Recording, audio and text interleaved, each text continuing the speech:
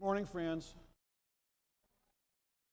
Nice to see everybody. I didn't run too many folks off from yesterday, so I'm glad about that. Bill, if you don't mind, I will open with prayer this morning.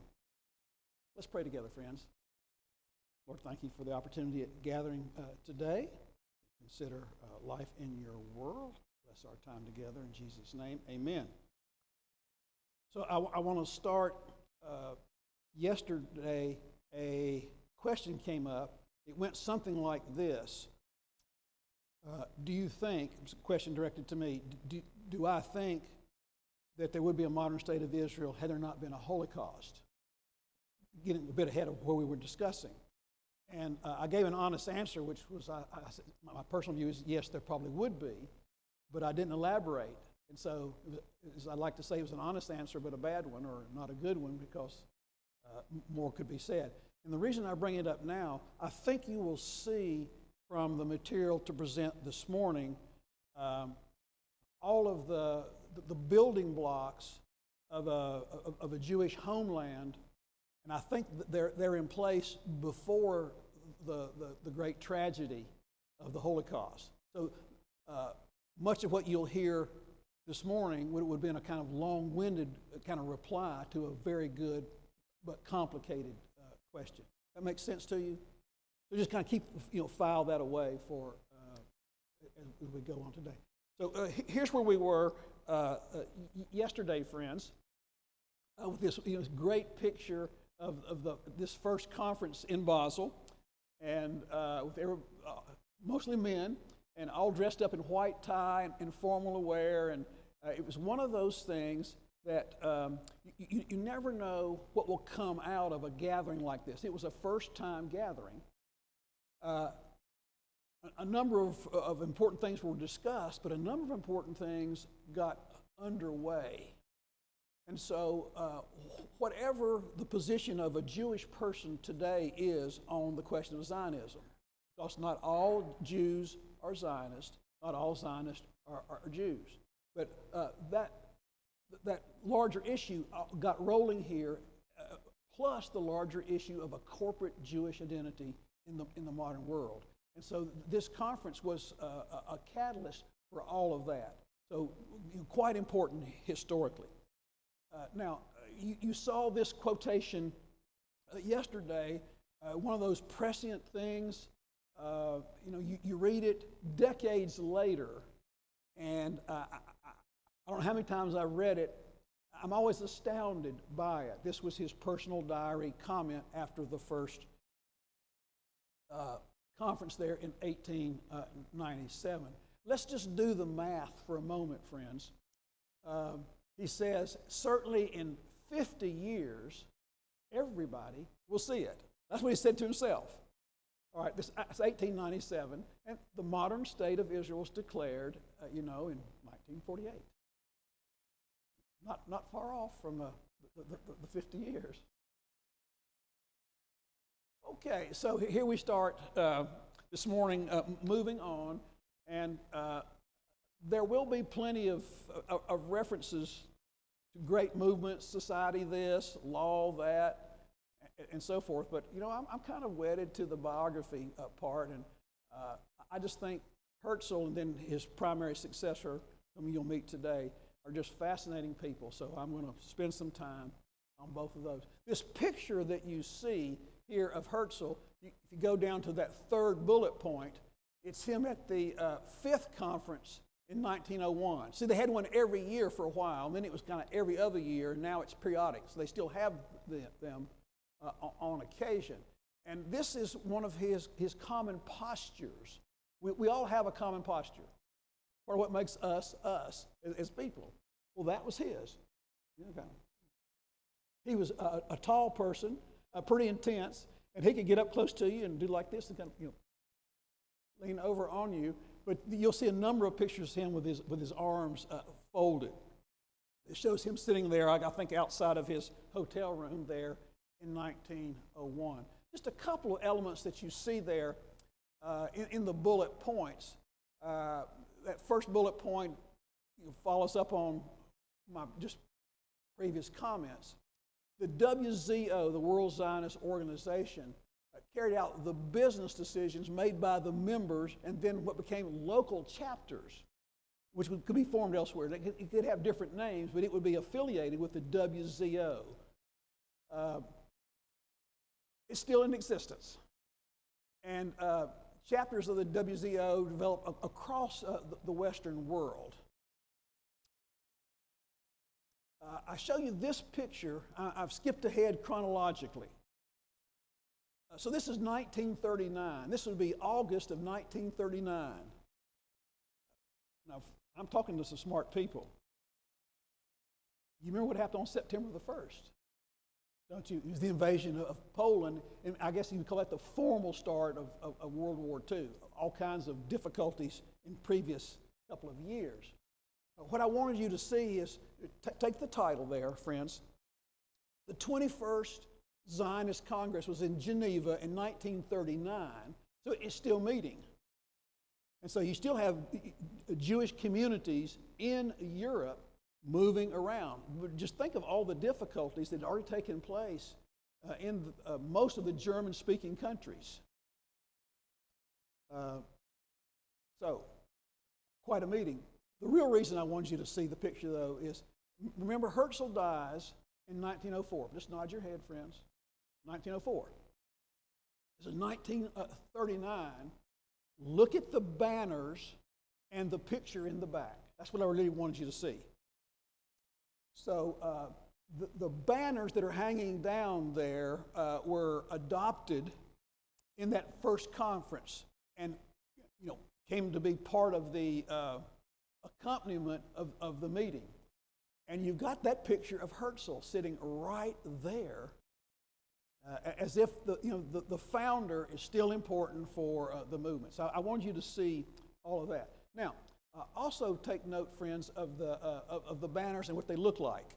It's the Star of David, and then you have a white background and then blue stripes, which go back. It's a relatively involved thing, which goes back to colors in the Old Testament and their significance, particularly blue. And white was often used among observant Jews if you wear a talit when you pray, which is like a male shawl. And it would be white and often would have blue colors going back to the Old Testament. So that was the design that was used. So there's the modern flag of the State of Israel, which is a direct development out of those banners that go back to 1897. I wanted you to see that, to remind you of some of the continuity that's there. Okay, I want to pause for a moment in chronology and tell you about a very important person, perhaps more so than most people recognize. This is Herzl's good Christian friend. And I want to tell you a little bit about him, not because I'm advocating his point of view, but because of how influential he was and what it tells you about the times. So if you're able to read this, great. You can multitask. I'll talk a little bit and you can read at the same time. I know you can do that. His name is Heschler, a fascinating figure. From that first bullet point, you will see that he is sort of a European mix. His father was German, but became an Anglican priest. And his father married an English woman. So Heschler grew up speaking German and English. He also became an Anglican priest.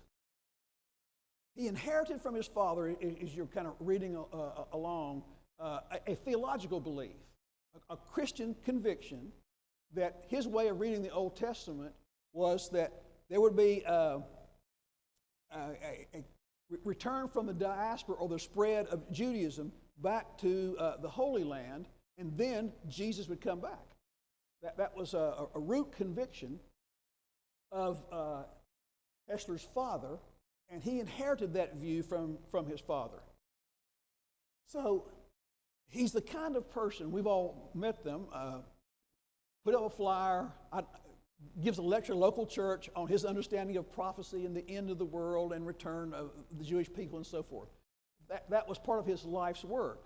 What he got paid for was being an Anglican priest. And one of his jobs was he was hired by the church to be what was called the chaplain in Berlin and then elsewhere for the embassy. Because at that time, you might have a little chapel in the embassy. After all, the Anglican Church is the official church of Great Britain. Please nod your head. And so if you have an embassy, you might have those kind of connections. He would do a variety of things. But what that allowed for him was to meet a large cross-section of politicians and societal leaders in Europe. He could converse with them in their own language, and he also got to know them personally. He even became a tutor for one of the relatives of Kaiser Wilhelm II, a very important person at this time in our discussion. So all of this background is to tell you that after Herzl published his pamphlet, The Jewish State, one of the early non-Jewish readers was Reverend Heschel, and Heschler, excuse me. And of course, one of the first things he did was look up where Theodor Herzl lives, goes and knocks on his door. I want to talk to you. In the diaries, it's a wonderful description on Herzl's part. He said, simple, naive, wonderful. The way he described the meeting with Heschler. Well, it turns out that Heschler was able to front for him in making arrangements to meet people, since Herzl spent his time trying to reach people of influence for his work. One of the people he most wanted to talk to was the Kaiser, the leader of Germany. Very influential person for a variety of reasons. Well, it turns out that Heschler knew some family and could eventually arrange that. When it came time for traveling, the two of them will make a trip throughout Europe and on to Palestine. The one trip that Herzl made to Palestine, Heschler traveled with him. So they became very good friends. Skip forward for some things I'll say in a few moments. When Herzl is on his deathbed, he's going to die at home. So his family is there. The one non-family member there when he died was Heschler. That's how close they were personally. Okay,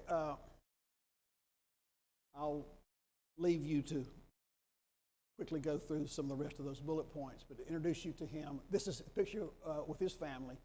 I'll say one more thing, a couple things. On that last bullet point, Herzl called him a Christian Zionist, a term you will sometimes hear today. You'll even hear some historians say, well, this was among the first Christian Zionists.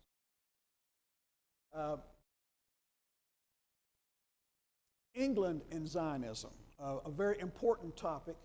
So that first bullet point, Heschler's conviction of a Jewish restoration in Palestine, it was more widely discussed and more widely accepted in Great Britain than it was in most European countries. Number of reasons perhaps for that, but I'm going to just make that statement. I hope you'll take it for what it's worth, and we'll move on. The other way to put that bullet point is to say, when it comes time for actual political movement in the founding of a Jewish homeland in Palestine, Great Britain was the indispensable political agent in that. And that's part of the reason why these building blocks were in place before the Holocaust, and movement towards a national home were firmly in place. Okay, that second bullet point, the political feasibility of a Jewish homeland. Where might it be? Palestine, of course, was the first choice for many people, but it was not the only option. and not the only preferred option for some people. But it was even during Herzl's lifetime. Remember, he died in 1904. Always hold that in your mind. Even in his lifetime, after the first couple of conferences, this issue had moved to the highest levels of the British government, the highest levels in terms of a formal discussion. So, if you will, friends, look at that third bullet point with me. 1903. Joseph Chamberlain, who was the British colonial secretary. Let me just pause for a moment and remind you, at this time, the old proverb, the sun never sets on the British Empire. Thank you. I know you're still listening. I appreciate that. So you have a foreign secretary, what we might want to call the Secretary of State, and then because of all the colonies, you've got a colonial secretary, both very important positions. So Joseph Chamberlain, who was the colonial secretary, proposed. So you see what I mean by the highest level? This was a proposal setting aside 5,000 square miles in East Africa, mostly Uganda, for a Jewish homeland.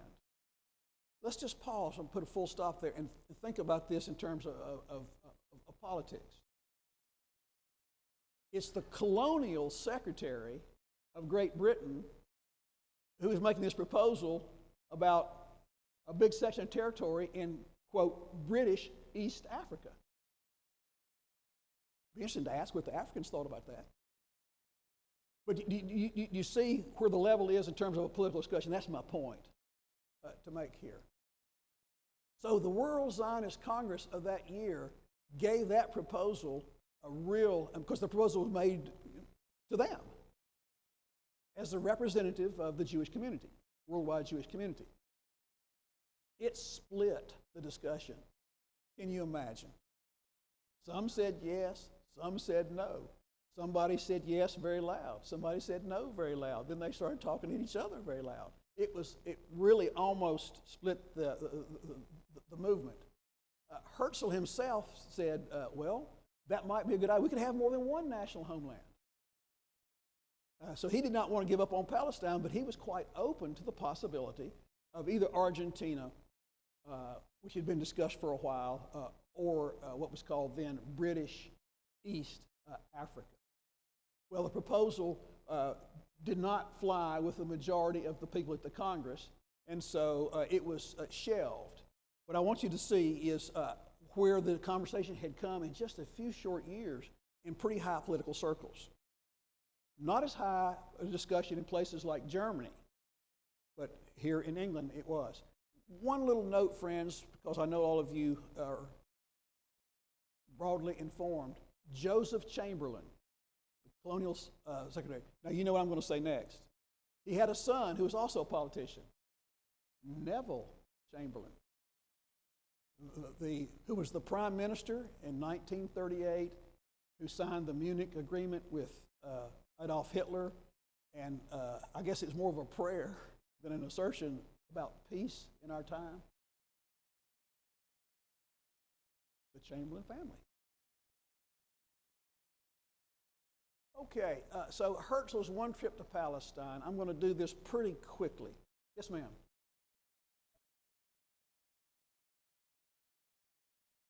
If they had gone to Africa, if some of them had, yes. Now, well, thank you for putting it that way. For 5,000 square miles, you can put a lot of people. That's true. What Herzl always believed was that a national home for Jews would not be the place that all 18 million Jews would go, but that some would go and that they would be able to establish an identity unlike they could have in any other country. Now, to the extent that they would go, that would be true. Yeah.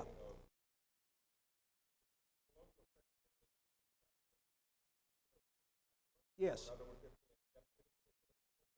They would have tried to make it happen, yes. Correct. Correct. Yes, sir. Yes, sir.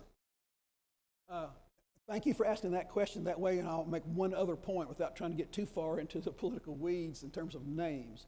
But in about 10 or 15 minutes, you'll know why I bring this up now.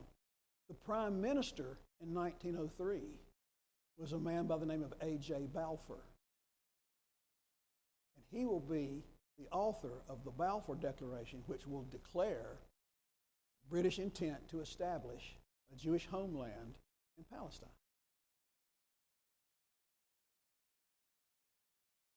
1917 is when the Balfour Declaration will come. But just, George, it's a way to get at your point. These are discussions at a very high level. So thank you for that.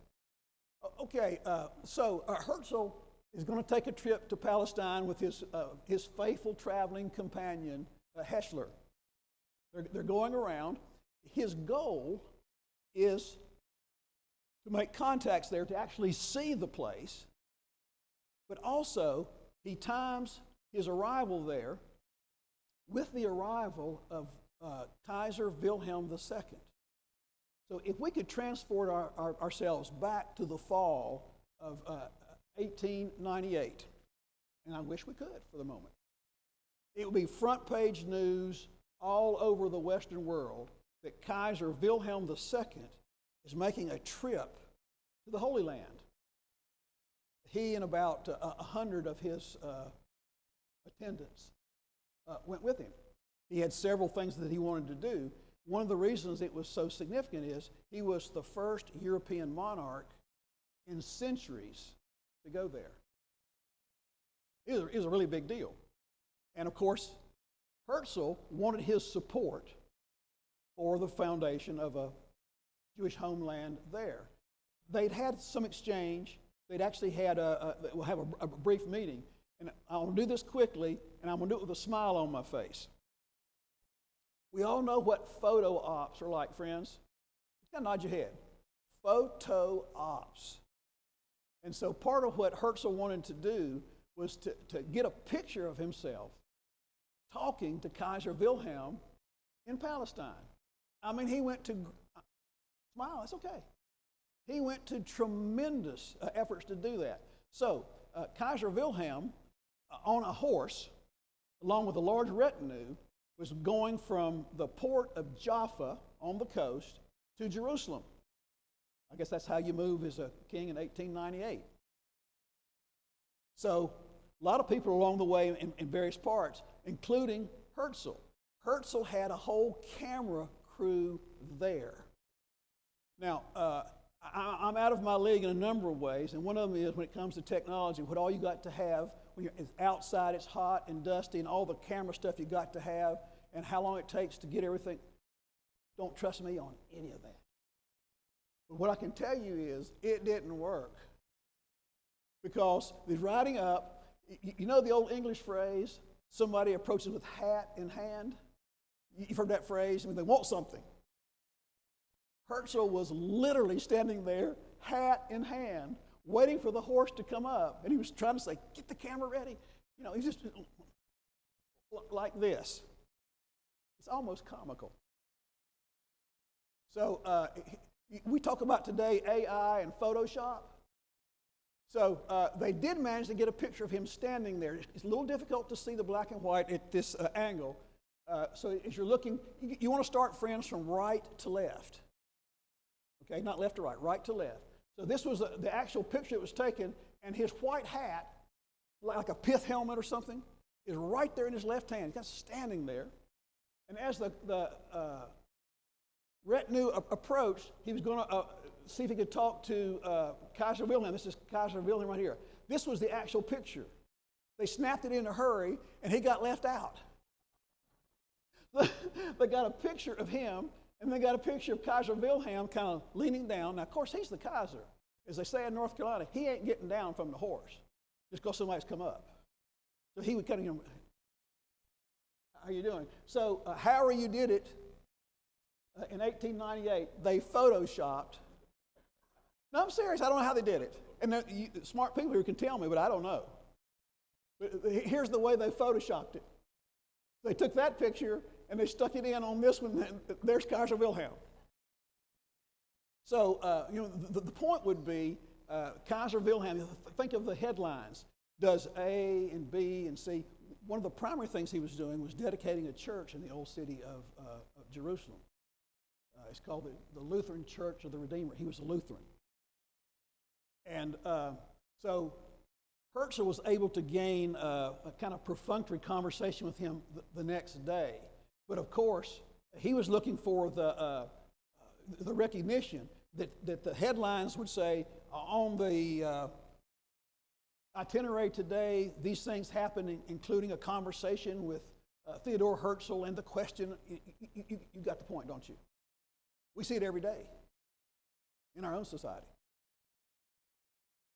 So not much transpired in the conversation, but it was an opportunity. Okay, so in the modern state of Israel today, almost on the spot, they got a statue.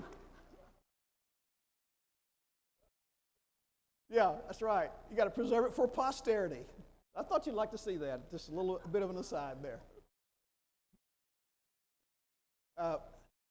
Wilhelm was not interested. He was approached by this quite a bit. He was not particularly interested in supporting a Jewish homeland. He was not opposed to it. Just it was not something that he wanted to spend a lot of time thinking about. So he was not as receptive as were some members, say, of the British government.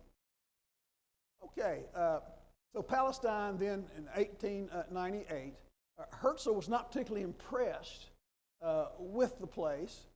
You may know Mark Twain's famous travelogue there from a couple of decades, earlier.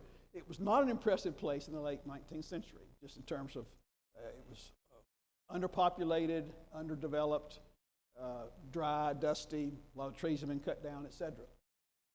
But he could see in his mind what investment and agricultural development, etc., might do there. So that, of course, excited him. And he was sending a postcard, so he sent another postcard. I showed you one yesterday. This one from Jerusalem. That is right here. That is Wilhelm II. It was one of those commemorative postcards that everybody would be selling while he was there, right? Have commerce. And so he sent a little note there to his daughter Paulina from Jerusalem. Okay, so what I'm calling here the continuing whirlwind. You know that English term frenetic? You're kind of always in motion. That's Herzl. And Hessler, along with him, is a trusty sidekick, kind of the same way. And so he spent the rest of his life, literally, on this whirlwind task that he had set for himself. He thought of it as a calling, not in a religious sense, but in a personal communal identity sense. And so he would do all these things, the annual congresses, the dogged pursuit to meet anybody he could, the raising of money, support, of interest. That second bullet point is worth a moment's time here, friends. He was a dreamer, big idea person. He was a cajoler. He wrote and spoke well. His last written work, 1903, was actually a novel, a futuristic novel. It was short. I'll show you a picture of it in a moment. The title of it was Alt Neuland, which means Old and New Land. And it was a novel, but sort of his kind of dream of what Zionism and what a Jewish state in Palestine would be like in its first years. His health was not good, as you can see from next bullet point. He drove himself relentlessly, and he died of heart failure, age 44. A couple things about his novel. There is a cover of it there in German. The novel shows him to be a dreamer and how he could project what a community, say, the next 20 years or so might look like.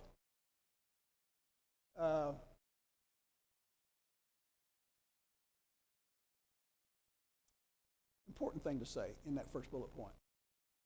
Got to underscore it. He had no animus towards people who currently lived in Palestine. He was not a person to hold a grudge. He was like, you ever met a salesperson? They have one thing on their mind, don't they? Making a sale. That was Herzl.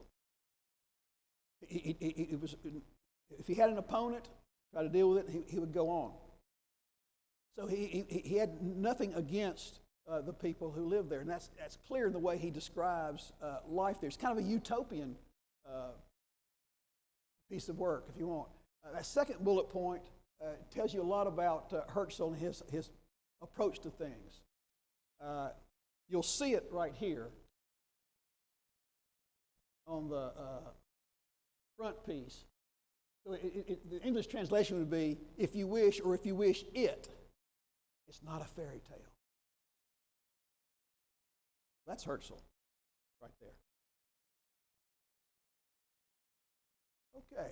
He had that comment in a variety of ways. Here's one of these things you can take off the internet. It actually pieces together a couple of ways he would say it. If you will it, it's not a dream. And if you do not will it, a dream it is, and that's all it'll ever be. He's a visionary. I think that's fair to say about him. That's certainly his legacy. Not that everybody liked him, everybody agreed with him, but he had a vision, he could sell it. All right, here is a quote from his novel there. I think it should start, it is true, not is it true, because there's no question mark there. Somebody should have done a little better proofreading, don't you think? It is true that we aspire to our ancient land, but what we want in that ancient land is a new blossoming of the Jewish spirit. You see, that was his way of dealing with the polarities between observant Jews and what you might want to call indifferent or secular Jews. He could sell the Jewish spirit. Okay, his last words to Heckler and his family. This would be July the 3rd, 1904. So he had problems with his lung and his heart. I don't know about all of the diagnosis, but I do know that blood came out. He was regurgitating blood, shortness of breath, and so forth. So everybody recognized that time, as they say in the King James, draweth nigh. He was going to die. So his family was there, and as I said to you earlier, Heschler was there. It took a couple of days when it was clear that he would die very soon. So there's this classical cottage industry down through the years. What do influential people say before they die, right?